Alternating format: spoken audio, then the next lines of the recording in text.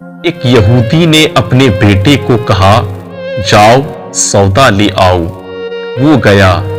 لڑکا راستے سے گزر رہا تھا کہ اس کی نظر حضور صلی اللہ علیہ وسلم پر پڑی، اور حضور صلی اللہ علیہ وسلم کی نظر بھی اس لڑکے پر پڑی۔ وہ وہیں بیٹھ گیا اور وہیں بیٹھا رہ گیا، اور دیر ہو گئی۔ وہ یہودی کبھی اندر جاتا، کبھی باہر آتا۔ لڑکا کہاں رہ گیا؟ آیا نہیں ابھی تک۔ سورج غروب ہو گیا، مغرب کی نماز ہو گئی۔ شام کو گھر گیا۔ باپ نے پوچھا، ارے نادان، اتنی تاخیر کی؟ باپ بہت غصے میں کہا، بڑا نادان اور پاگل ہے، میں نے کہا تھا جلدی آنا، تم اتنی دیر کر کے آئے ہو، اور تمہیں سودا لینے بھیجا تھا، تم خالی ہاتھ واپس آ گئے ہو، سودا کہاں ہے؟ بیٹا بولا، سودا تو میں خرید چکا ہوں۔ باپ، کیا پاگل آدمی ہو تم؟ میں نے تمہیں سودا لینے بھیجا تھا، سودا تمہارے پاس نہیں، اور کہتا ہے سودا خرید چکا ہوں۔ بیٹا کہتا ہے، بابا یقین کریں، سودا خرید آیا ہوں۔ باپ بولا، تو دکھاؤ کہاں ہے؟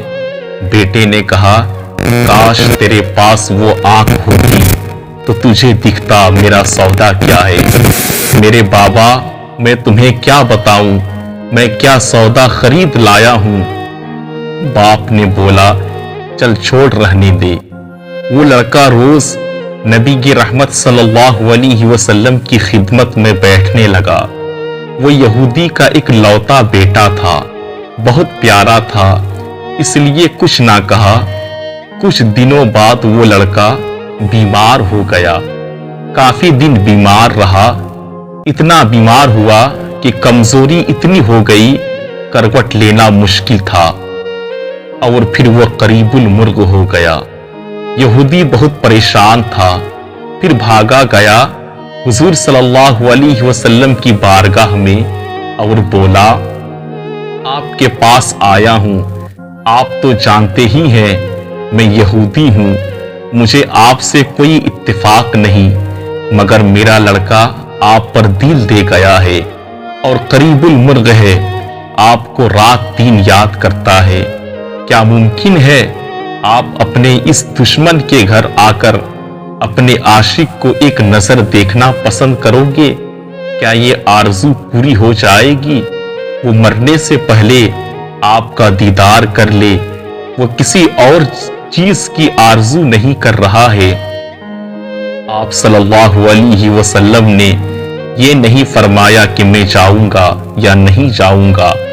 آپ صلی اللہ علیہ وسلم نے فرمایا، ابو بکر اٹھو، عمر اٹھو، علی چلو چلیں، عثمان آؤ، باقی بھی جو سب ہیں چلیں، آپ کے عاشق کا دیدار ہم کریں گے، اپنا دیدار اسے دیتے ہیں، آخری لمحہ ہے، آنکھیں بند کرنے سے پہلے اسے ہم کچھ دینا چاہتے ہیں، چلو چلتے ہیں۔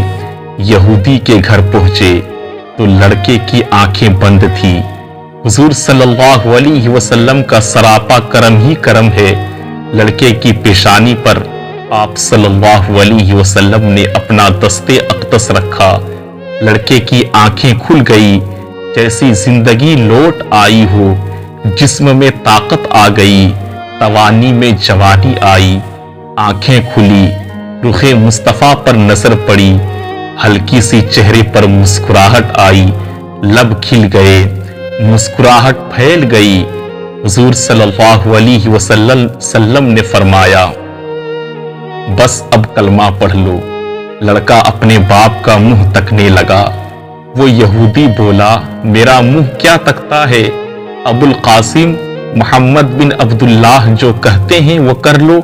لڑکا بولا، یا رسول اللہ صلی اللہ علیہ وسلم، میرے پاس تو کچھ بھی نہیں ہے۔ آپ صلی اللہ علیہ وسلم نے فرمایا، بس تم کلمہ پڑھ لو، میں جانوں اور جنت جانے، تم میرے ہو جاؤ، جنت بھی تو میری ہے، جنت میں لے جانا یہ میرا کام ہے۔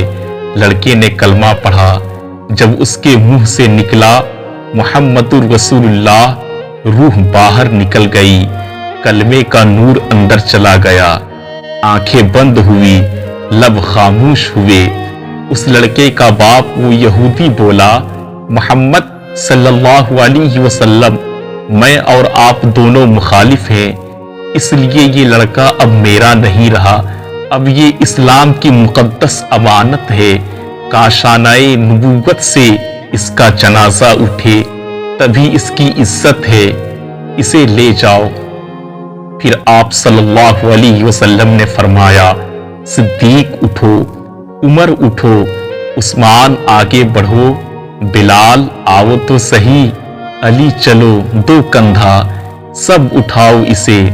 आका अलैहिस्सलाम जब यहूदी के घर से निकले तो ये फरमाते जा रहे थे, अल्लाह का शुक्र है जिसने मेरे सदक़े इस बंदे को बख्श दिया, अल्लाह का शुक्र है जिसने मेरे सदक़े इस बंदे को बख्श दिया।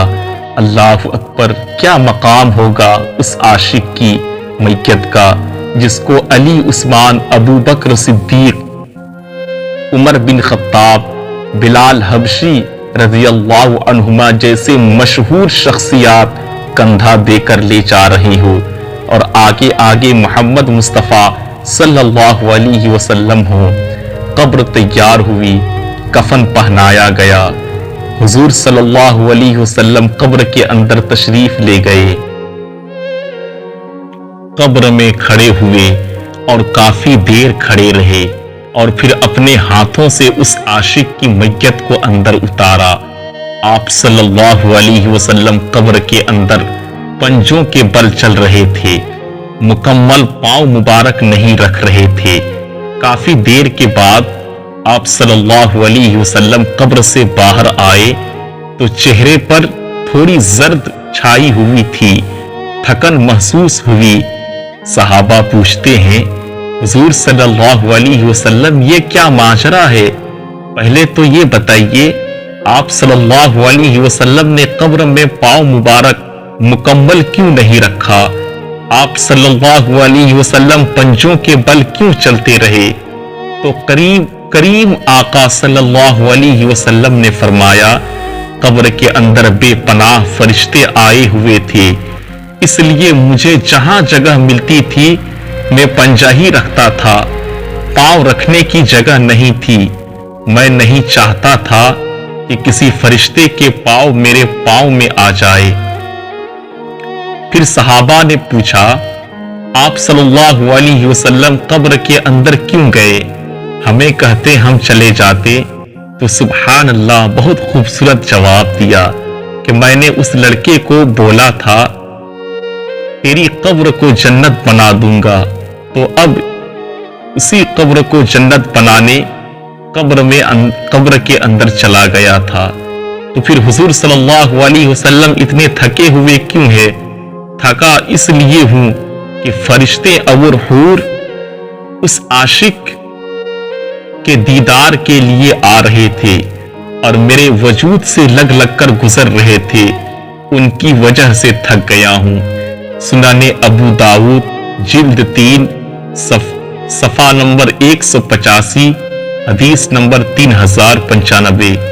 मुस्नद अहमद बिन हंबल जिल्द 3 सफा नंबर 175, हदीस नंबर 12815। हाफिज इब्ने कसीर फी तफसीर इब्ने कसीर। ऐसे ही उम्दा किस्म के सबक आमोज वाक़ियात, हिकायात और इस्लामिक वीडियोस के लिए आज ही हमारे चैनल से जुड़ें। अस्सलामु अलैकुम।